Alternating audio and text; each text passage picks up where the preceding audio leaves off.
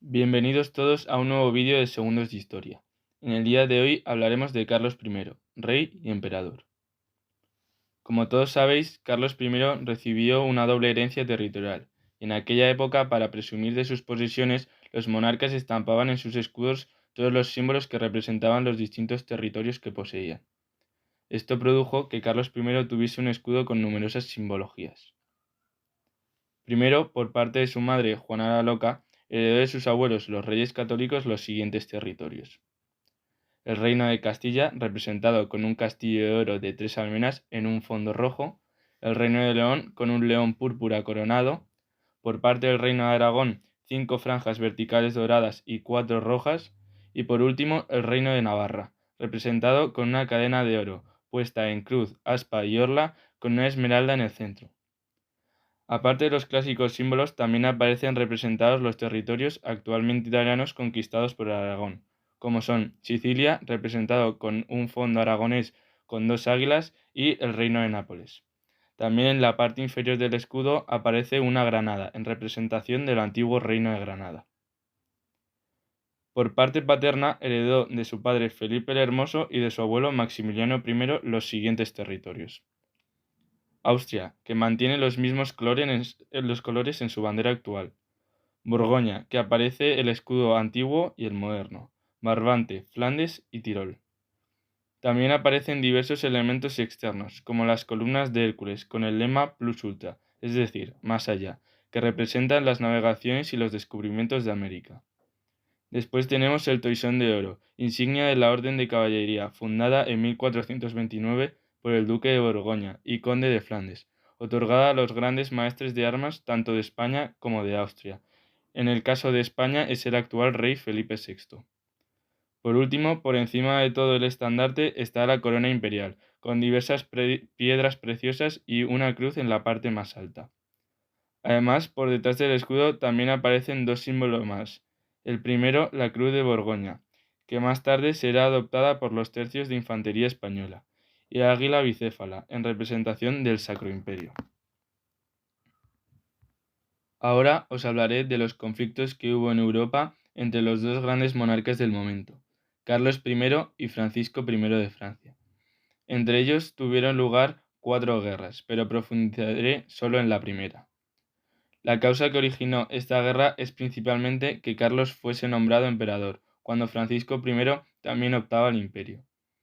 Esto desembocó en el ataque del rey francés al milanesado, es decir, las tierras colindantes con Milán y la propia ciudad. Todo empezó con la declaración de guerra por parte de los franceses en 1525 y con el ataque y posterior asedio a la ciudad.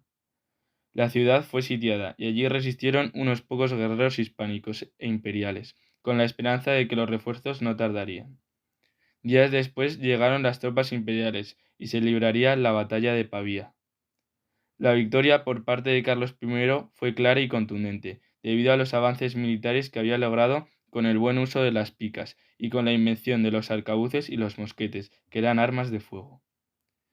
Se dice que en esta batalla se dio el inicio de los tercios de infantería, que destacaron en las próximas décadas gracias a su estrategia militar. Con las invenciones antes habladas, se constituyeron 3 tipos de unidades en los tercios, que eran los piqueros, los arcabuceros y los mosqueteros, y estos últimos tenían el papel de los actuales francotiradores, debido al alcance de los mosquetes. Acabada la contienda, se apresó al rey francés y fue enviado como prisionero a Madrid, hasta que en 1526 se firmó el Tratado de Madrid, donde el monarca francés renunciaba al milanesado y a Flandes. Pero este tratado tardaría poco en ser quebrantado por Francisco I, con la excusa de que firmó bajo coacción, y esto desembocaría en las siguientes guerras. Para finalizar, voy a hablar del matrimonio que tuvo lugar entre Carlos I e Isabel de Portugal. Este matrimonio fue un matrimonio por poderes, que es un tipo de matrimonio de conveniencia, en el cual ni siquiera hay una ceremonia, sino que se firma un acuerdo entre los representantes de cada parte. Tuvieron 6 hijos.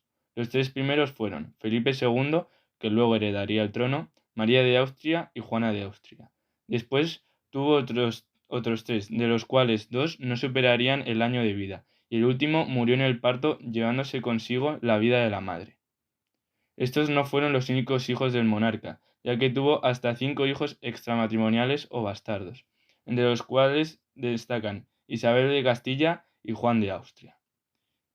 Isabel de Castilla fue su primera hija, fruto de la relación entre Carlos I y Germana de Foix, que era la viuda de Fernando el Católico, es decir, Carlos I tuvo una hija con su abuelastra. En verdad, la diferencia de edad entre Fernando II y Germana de Foix era el triple que la diferencia de edad que había entre Carlos y ella. Esto era debido a que a ella la obligaron a casarse con el católico siendo muy joven.